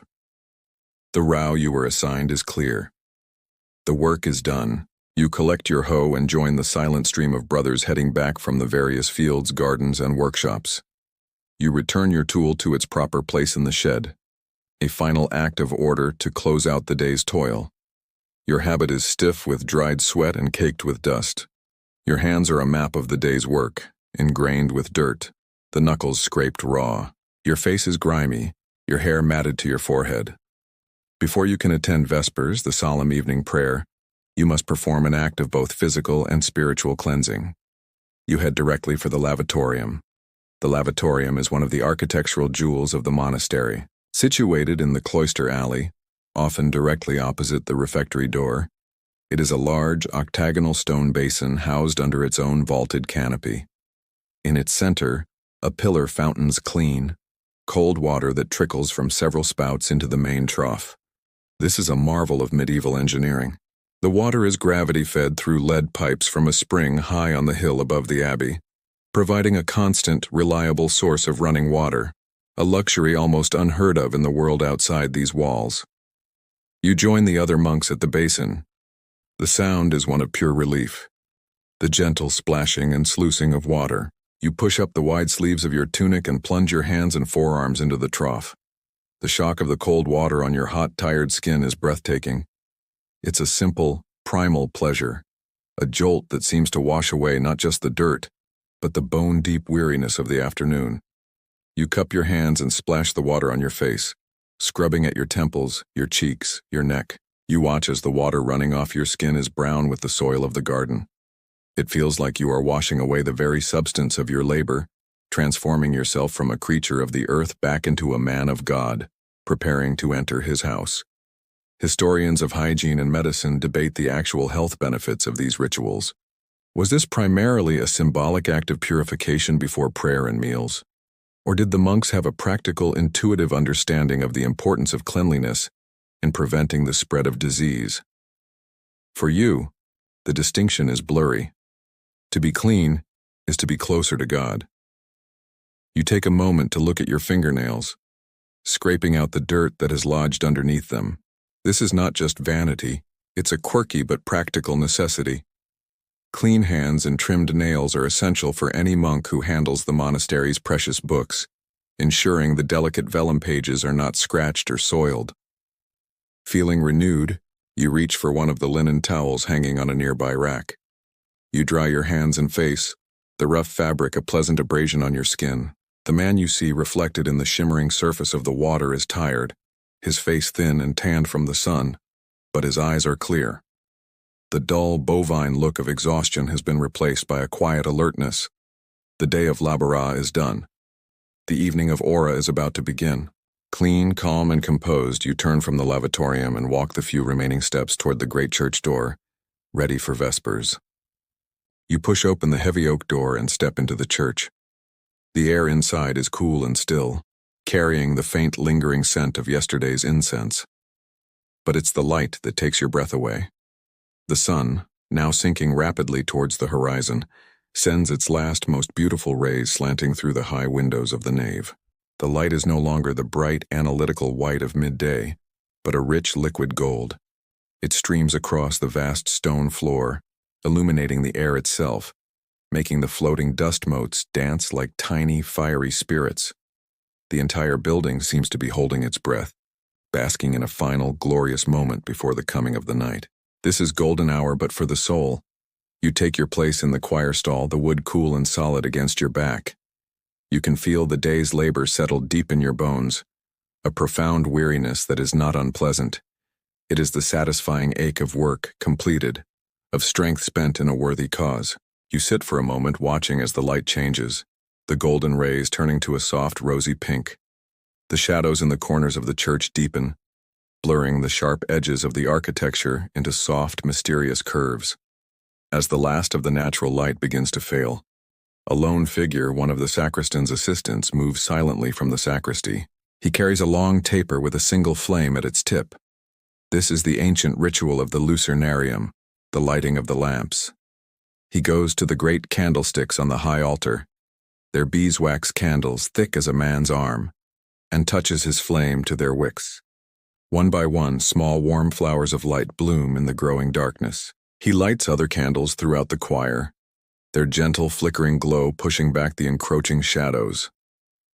This is the original mood lighting, a visual signal that the character of the day is changing from labor to rest, from light to darkness. When the church is bathed in the soft, warm candlelight, the abbot rises and the service of Vespers begins. This is the second most important service of the day after Lauds. Where Lauds greets the rising sun with exultant praise, Vespers is a quieter, more contemplative service of thanksgiving for the day that has passed and a prayer for safekeeping through the night. The chants are beautiful, often set to melodic modes that feel calming and serene. Musicologists continue to analyze and debate the emotional power of this evening music, but for you, the effect is undeniable. As you join your voice to the choir, the music seems to wash over you, cleansing the last remnants of the day's stress and fatigue. The structure is familiar. Several psalms, a short scriptural reading, a responsory. But the heart of Vespers, its liturgical centerpiece, is the chanting of the Magnificat. This is the canticle, the song of praise spoken by the Virgin Mary in the Gospel of Luke. Magnificat anima mea Dominum. My soul doth magnify the Lord. For this part of the service, the entire community rises to its feet. The abbot himself may put incense into the thurible, sensing the altar as the great hymn of thanksgiving is sung. The chant for the Magnificat is often more elaborate, more beautiful than any other in the service. As your voices rise and fall, filling the vast, dark space, the last vestiges of twilight fade from the high windows. The transition is complete. The day is officially over. The world is now lit only by the grace of God and the wax of your bees. The service concludes with the Lord's Prayer and a final collect, a prayer for a peaceful night and a holy death. The final Amen echoes in the candlelit stillness. You sit for a moment in the quiet, the last notes of the chant seeming to hang in the air. The struggles of the day, the cold of the morning, the heat of the afternoon, the wearying, repetitive labor, have all been redeemed by this single beautiful hour. You are safe, you are clean, you are at peace. The world outside the abbey walls is now descending into the uncertainties of the night, but here, in this fortress of stone and prayer, you are held in a state of quiet, grateful serenity. The last sweet echo of the Vespers chant fades into the high dark vaults of the church. You remain in your seat for a moment, letting the peace of the service settle over you. Then the abbot gives a slight nod, and you rise as a community, filing out of the now dark church, which is lit only by the flickering altar candles. Your day is not quite finished. There is one last gathering, one final piece of instruction before the great silence of the night descends. You do not go to the refectory, nor back to the dormitory. Instead, you proceed to the chapter house, the same room where the day's work was assigned in the clear morning light. Monastic historians debate the exact setting for this evening gathering. In some abbeys it was held in the cloister, but here, the chapter house provides a formal, focused space. The room is transformed from its daytime character. Lit by only 2 or 3 candles, the vaulted space is filled with deep, soft shadows. You take your usual place on the tiered stone benches, the faces of your brothers opposite you appearing and disappearing in the flickering light. 2 of the servers from the refectory enter, moving with their customary silence. One carries a large earthenware jug, the other a tray of simple wooden cups. They move down the rows, pouring a small amount of liquid into each monk's cup. This is the potus caritatis, the cup of charity.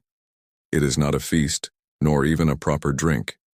It is a few sips of watered-down wine, or perhaps a light beer, just enough to wet a throat dry from chanting and to offer a small symbolic comfort at the end of a long day. You accept your cup, the wood smooth in your hands, and wait. When all are served, the abbot nods to a designated reader who stands in the center of the room with a book. The gathering for which you are assembled is called the collatio, and it takes its name directly from the book that is about to be read, the Collationes, or Conferences, of John Cassian. Cassian was a monk in the 5th century who traveled to the Egyptian desert to learn from the legendary Desert Fathers, the first Christian hermits. His book is a record of their wisdom, a practical guide to the inner life, and it is a foundational text for your Cistercian way of life. The reader begins, his voice calm and clear in the quiet room. He reads a passage where one of the old desert abbots, Abba Isaac, discusses the nature of prayer. The teaching is not abstract or highly theological. It is intensely practical. Abba Isaac speaks of the wandering mind as a restless bird and gives advice on how to gently, patiently bring it back to focus. He speaks of the different kinds of temptation that can assault a monk in his cell: listlessness, pride, gluttony, and offers strategies for defense. It's far more useful than any modern self-help book, a masterclass in spiritual psychology delivered across 8 centuries. You sip your watered-down wine and listen. The voice of the reader is a soothing presence. This is the final lesson of the day, a bedtime story for the soul. It is the community's last chance to consciously absorb the wisdom of your tradition before entering the long, silent hours of the night. You look around at the other monks, their faces rapt with attention in the candlelight.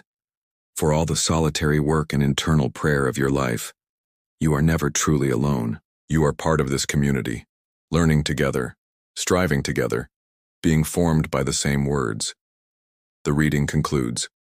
The reader closes the book, bows his head to the abbot, and returns to his seat. A profound silence fills the room, but it is a fertile silence, filled with the echoes of the wisdom you have just heard.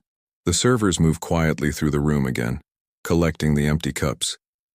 The abbot looks slowly across the faces of his monks, a silent shepherd checking on his flock. The day's instruction is now complete. Your body has been worked, fed, and rested. Your soul has been nourished by prayer, sacrament, and sacred teaching. You are now fully prepared for the day's final act of worship, the prayer that will seal the day and deliver you into the hands of God for the night. Compline. From the deep meditative quiet of the chapter house, you rise and follow the abbot in a slow final procession. You walk the few steps across the cloister and re-enter the great church for the last time today. The transformation is now complete. The glorious golden light of Vespers is long gone. The church is a cavern of profound darkness, the soaring vaults of the ceiling entirely lost to the gloom. The only light comes from a single candle burning before the high altar, and perhaps another before a statue of the Virgin Mary in a side chapel. The air is cool and heavy with the scent of old stone and beeswax. The atmosphere is intimate, hushed, and deeply peaceful. You take your place in the choir stall, not with the weary alertness of the afternoon services, but with a gentle, pervading drowsiness. This is Compline, the completorium, the prayer that completes the day. It is a short, simple service, its structure largely unchanged from night to night, which gives it a comforting, lullaby-like familiarity. It is the soul's final systems check before shutting down for the night. The service begins with a brief examination of conscience, followed by a communal confession of sins, the confiteor. You murmur the familiar words, asking forgiveness for the day's failures. The wandering thought during prayer, the flicker of impatience, the moment of sloth in the fields. It is a quiet clearing of the slate, a spiritual tidying up before rest. This is followed by a few short psalms, psalms of trust and protection. They speak of God as a guardian, a fortress, a shield against the terror of the night, and the arrow that flies by day. It is a bit more dramatic than simply checking for monsters under the bed, a solemn acknowledgement that the darkness holds both physical and spiritual perils. The liturgical peak of this short service is the chanting of the Nunc Dimittis, the Canticle of Simeon. You stand as you chant the ancient words of the old man who, upon seeing the infant Christ, declared he could now depart in peace. The words perfectly capture the mood of the moment. Your own day's work is done.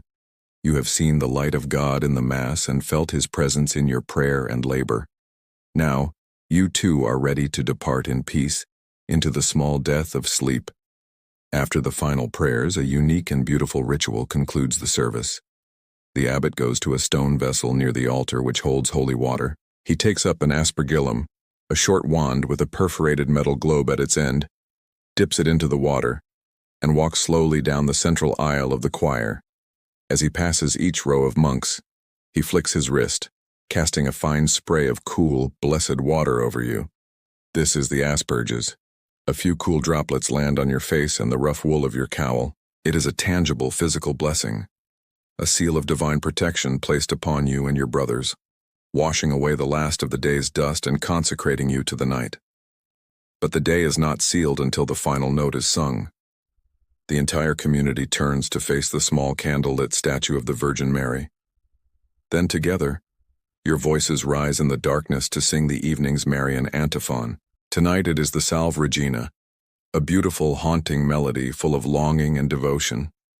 The exact origins of these hymns are a subject of ongoing musicological debate, but their power is undeniable.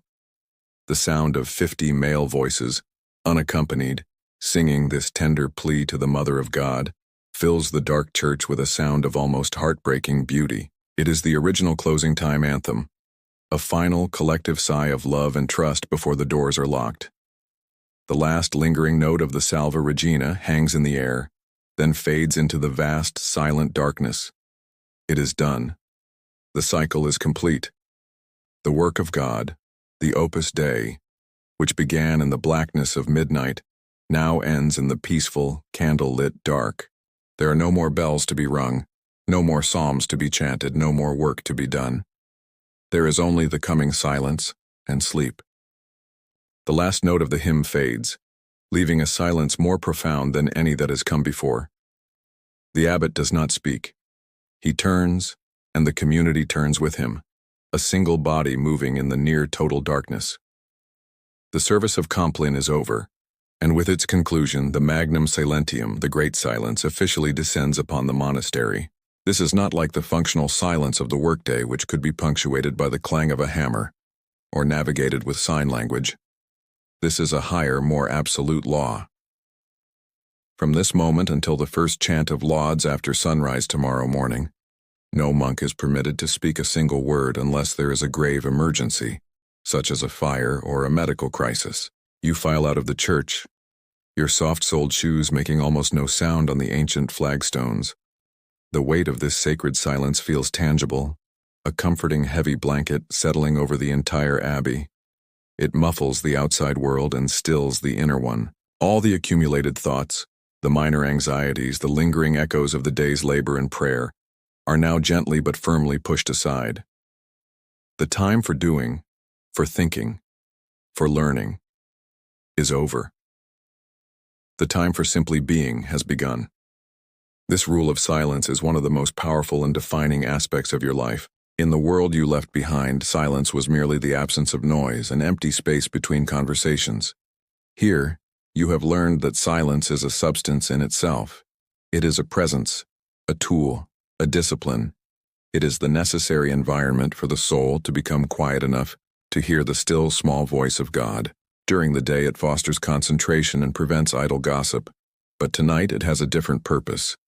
It is a wall, protecting the community from the chaos of the world and the chaos of the self, allowing each monk to descend into a state of quiet peace before sleep.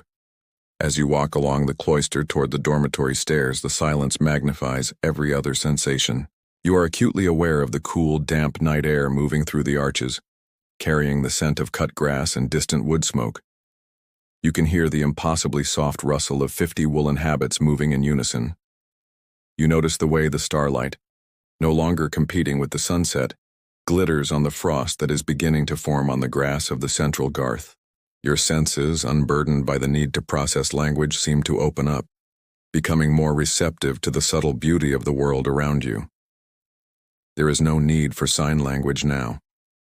There are no tasks to coordinate, no requests to be made. Every monk knows exactly where he is going and what he must do. The path is set, the routine so deeply ingrained it has become second nature. This shared, unspoken understanding unites you more powerfully than any conversation could. You are 50 individual men, but in this silent, rhythmic procession, you move with a single communal soul.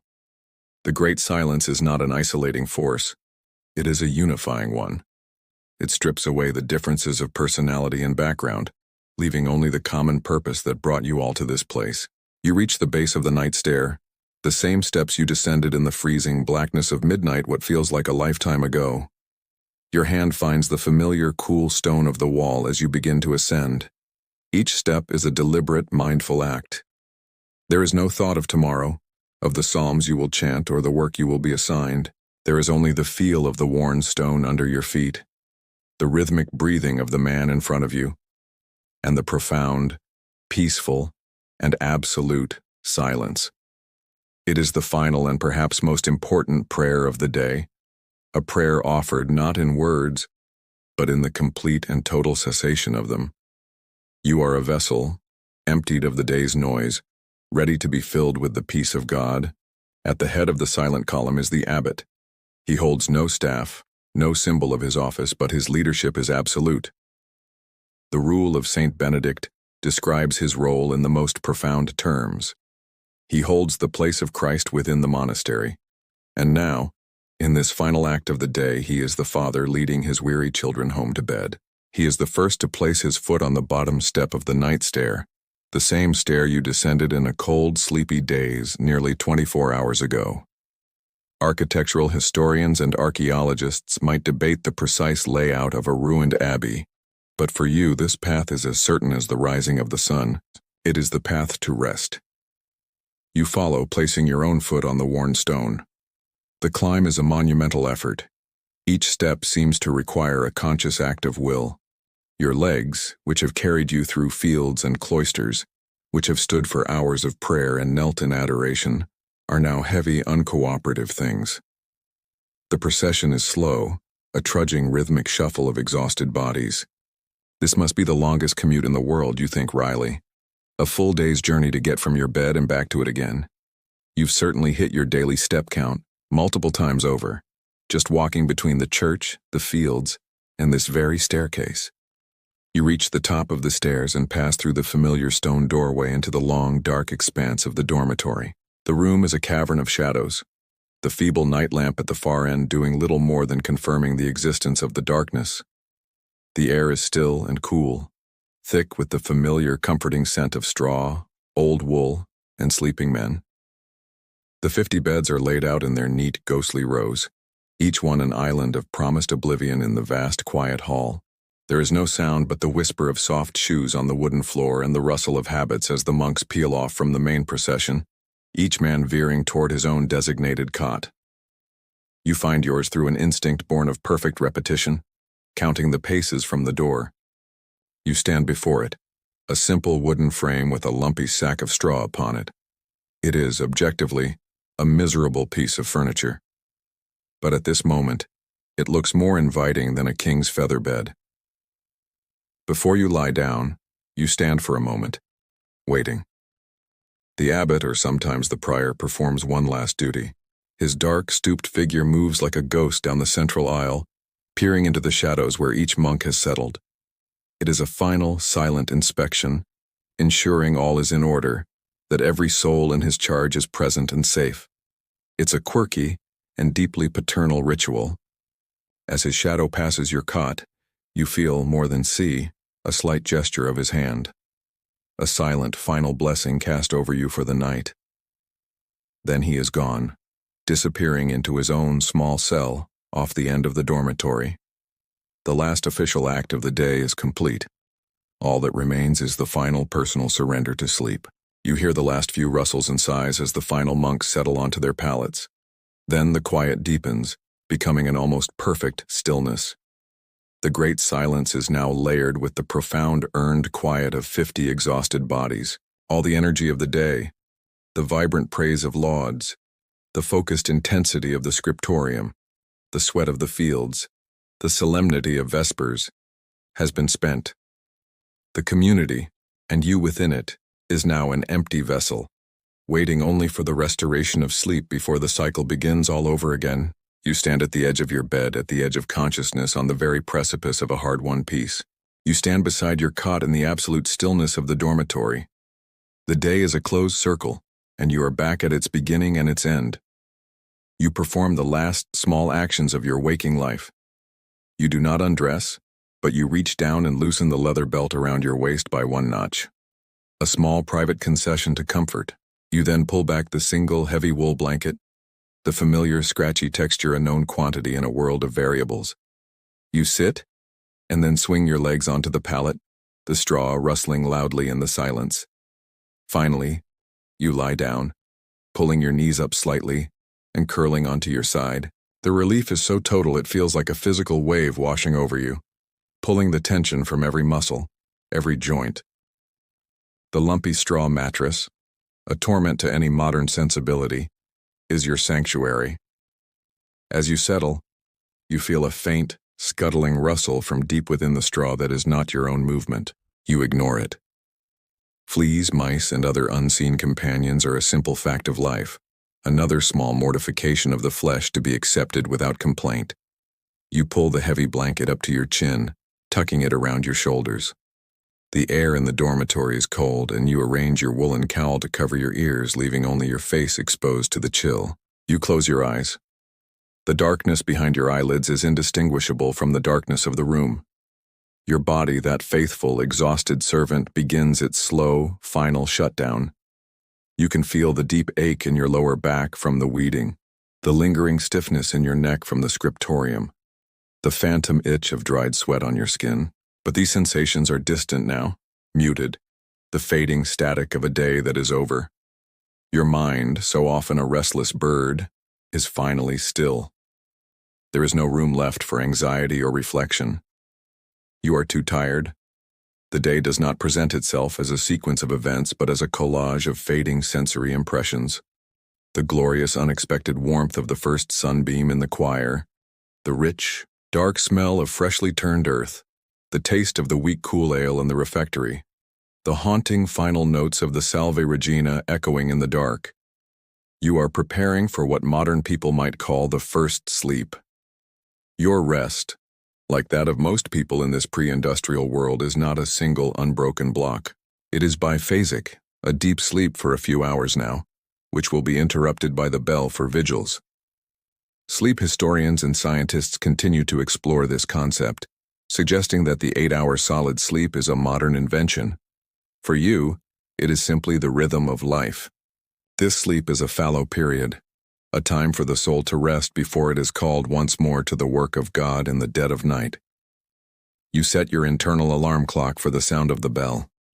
But for now there is only this: the profound comfort of the horizontal, the steady, slow rhythm of your own breathing, the feeling of your consciousness becoming heavy, thick, like honey.